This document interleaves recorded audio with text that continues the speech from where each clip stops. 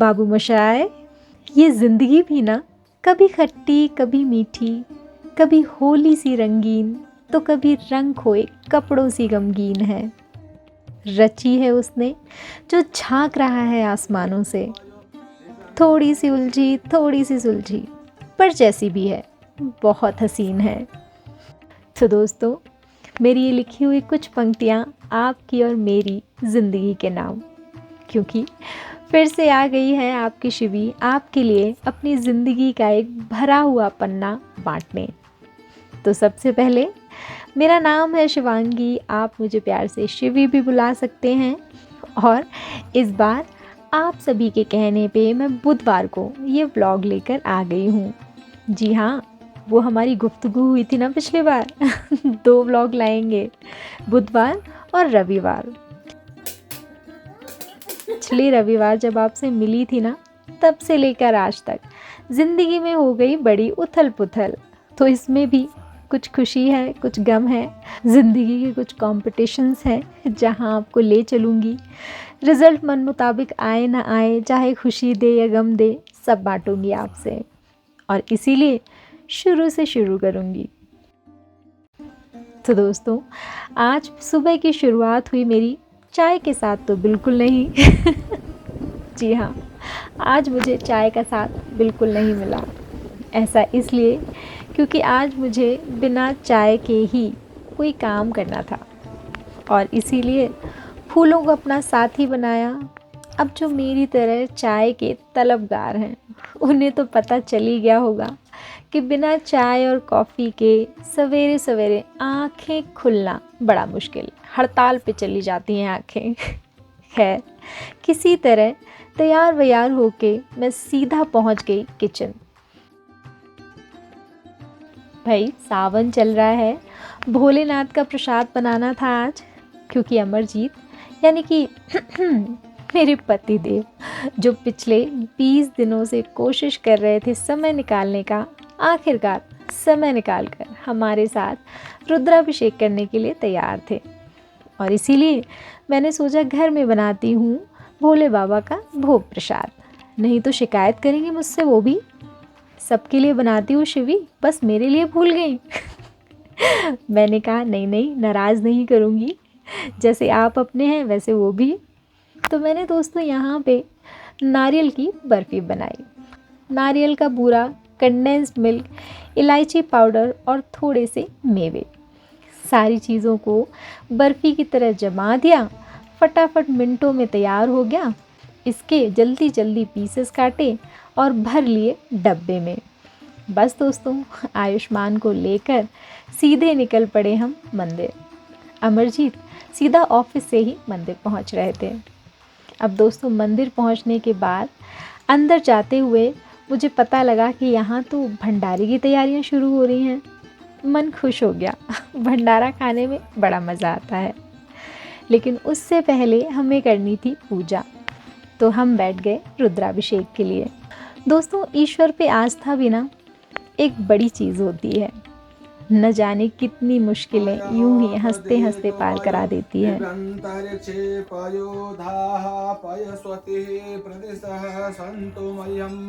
मंत्रों की ध्वनि सुन के आसपास से सभी लोग आकर हमारे साथ पूजा में जुड़ गए। पूजा करती जा रही थी, लेकिन कहीं न कहीं मन में बचपन का भी ख्याल आ रहा था।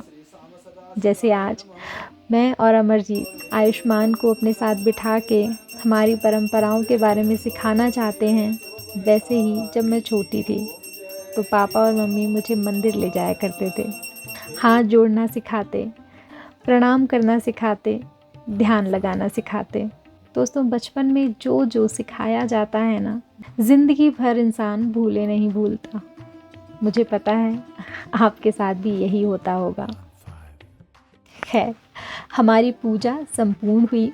आयुष्मान से मंदिर की घंटी बजवाई और बाहर आ गए। बाहर आकर देखा तो दोस्तों, इतनी देर में भंडारा शुरू हो चुका था। बस फिर क्या था, मेरी यादों का पिटारा खुल गया और बचपन की यादें याद आने लगीं। हाँ जी हाँ, भंडारे में बैठी तो मेरी थाली में ढेर सारी चीज़ें परोस दी गई थीं। इसमें था मटर पनीर, दाल मखनी, मिक्स की सब्ज़ी, रोटी घी वाली, बूंदी का रायता, बादाम और साबूदाना की खीर, सलाद, लड्डू, केले। तो दोस्तों बहुत सारा खाना था, लेकिन दोस्तों खाते खाते ना मुझे मेरे बचपन के भंडारे की याद आई। जब दादा दादी के घर जाते थे, वहाँ भंडारे में बहुत मज़ा आता था। वहाँ इतनी सारी चीज़ें नहीं होती थी खाने में। जानते क्या होता था? मिक्स वाली सब्ज़ी, जिसे कहते थे गड्ढ की सब्ज़ी, पूड़ियाँ मोटी मोटी, और साथ ही चावल की खीर। जो स्वाद होता था क्या कहूँ, आज तक मेरी ज़ुबान पे बसा हुआ है। और हाँ, जब नानी जी के यहाँ जाती थी तो इस भंडारे का मेन्यू थोड़ा सा चेंज होता था। गड्ढ की सब्ज़ी तो रहती ही थी, कभी कभी उसकी जगह पे आलू बैंगन की सब्ज़ी मिल जाती थी। पूड़ी तो भाई ज़रूरी ही था भंडारे में होना। उसके साथ मिलती थी सूखी बूंदी, जो मुट्ठियाँ भर भर के हम बच्चों को सब देते थे। कुछ खाते, कुछ घर ले आते, लेकिन उसे खाने में जो मज़ा आता था वो आज तक जैसा का तैसा मन में बसा हुआ है। फिर बड़े हुए, शादी हुई, अमरजीत के साथ यहाँ आ गई। अब भंडारे का खाना बहुत ज़्यादा है, मेन्यू बहुत बड़ा है, लेकिन फिर भी वो छोटा वाला मेन्यू मेरा साथ नहीं छोड़ता। अभी भी वही मेरे दिमाग में, मेरे दिल में रचा बसा है। खैर दोस्तों, घर जाने का समय नहीं था अभी। दूसरे पहर 4 बजे दिन में आयुष्मान के स्कूल में ड्राइंग कंपटीशन होने वाला था, जिसके लिए हमें आयुष्मान के लिए ड्राइंग किट खरीदनी थी, ड्राइंग बुक खरीदनी थी। तो हम भंडारे से सीधा पहुंच गए मार्केट। स्टेशनरी की दुकान में उसके लिए कुछ ज़रूरी चीज़ें खरीदी। 1 घंटे बाद स्कूल के लिए निकलना था। लेकिन दोस्तों, 1 घंटे बाद ही मौसम ऐसा बदला, जो पलटी मारी कि जो धूप थी ना, उसका नामो निशान न रहा। ठंडी हवा से ठंडक बढ़ गई मौसम में। पहुँचे आयुष्मान के स्कूल। वहाँ पे सारे बच्चे ज़ोरों शोरों से तैयारी कर रहे थे इस पेंटिंग कंपटीशन में हिस्सा लेने के लिए। वहाँ आयुष्मान को बिठाया, उसे पानी पिलाया, सारे बच्चों की तरफ देखा, आयुष्मान के दोस्तों को और बाकी बच्चों को भी ऑल द बेस्ट बोला। थोड़ी बहुत क्लिप्स आपके लिए शूट की। आपको भी हिस्सा बनाना था ना इस कंपटीशन का इसलिए। और बस फिर आयुष्मान को कंपटीशन में भाग लेने के लिए छोड़कर मैं बाहर आ गई। 1 घंटे तक उसे कंपटीशन में ड्राइंग बनानी थी। दोस्तों, 1 या सवा घंटे बाद जब बेल बजी तो मैं अंदर हॉल में पहुंची। वहाँ पे सारे पेरेंट्स अपने अपने बच्चों की ड्राइंग देख रहे थे। दोस्तों, आयुष्मान की पेंटिंग देखकर मैं सच में दंग रह गई।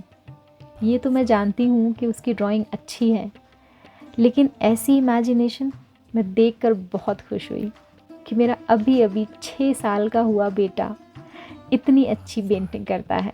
आयुष्मान की पेंटिंग हमने जमा की और घर वापस आ गए।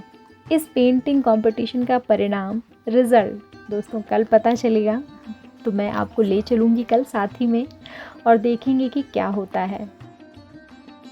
दोस्तों, अभी मैं आयुष्मान के साथ ही ना किचन में थोड़ा सा टाइम स्पेंड कर रही हूँ, और कारण उसका ये है कि आयुष्मान मुझसे कई बार पूछ चुका है, मम्मा मैं जीतूँगा ना? और दोस्तों, मैं हर बार उसे यही समझाने की कोशिश कर रही हूँ कि जीतना ज़रूरी नहीं है, भाग लेना ज़रूरी है। हर बार, हर मोड़ पे चीज़ें वैसी नहीं होती जैसे हम चाहते हैं। कितनी भी कोशिश कर लें, कितना भी ज़ोर लगा लें, जिस लगन से उसने अपनी ड्राइंग बनाई है वही सबसे ज़्यादा इम्पॉर्टेंट है, रिज़ल्ट से भी ज़्यादा। तो दोस्तों, ये दिन भी निकला और दूसरा दिन हुआ, यानी कि कंपटीशन की परिणाम का दिन, रिज़ल्ट का दिन। तो याद है ना जब कभी भी रिज़ल्ट का दिन हुआ करता है तो कैसे दिल में धक धक धक धक धक धक मचती है।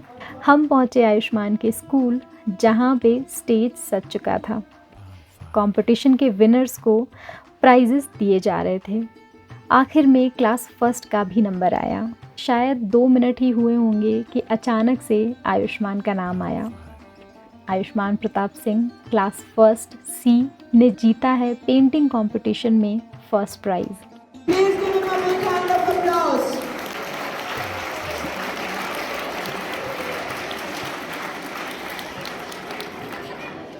और तालियों की गड़गड़ाहट के बीच में आयुष्मान को स्टेज पे प्राइज़ लेने बुलाया गया।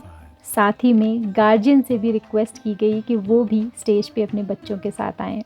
दोस्तों, इससे ज़्यादा गर्व, इससे ज़्यादा खुशी शायद मुझे कभी अपने प्राइज़ रिसीव करने में भी नहीं हुई होगी। यही तो माँ होती है। दोस्तों, ये छोटा सा पल ना मेरे लिए बहुत बड़ा था।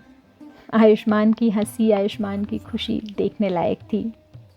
अमरजीत को मैंने तुरंत फ़ोन किया, वो नहीं आ पाए थे, काम में व्यस्त थे।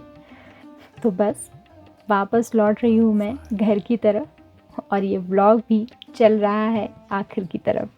उम्मीद करती हूँ पसंद आया हो मेरी ज़िंदगी का ये छोटा सा पन्ना आप सभी को। और अगर इस व्लॉग में थोड़ा सा भी कुछ पसंद आया हो आपको तो प्लीज़ लाइक, शेयर और सब्सक्राइब ज़रूर कर दीजिएगा इस वीडियो को। और हाँ, कमेंट करके जुड़े ज़रूर रहा करिए, बताया ज़रूर करिए कि वीडियो में, व्लॉग में आपको क्या अच्छा लगा।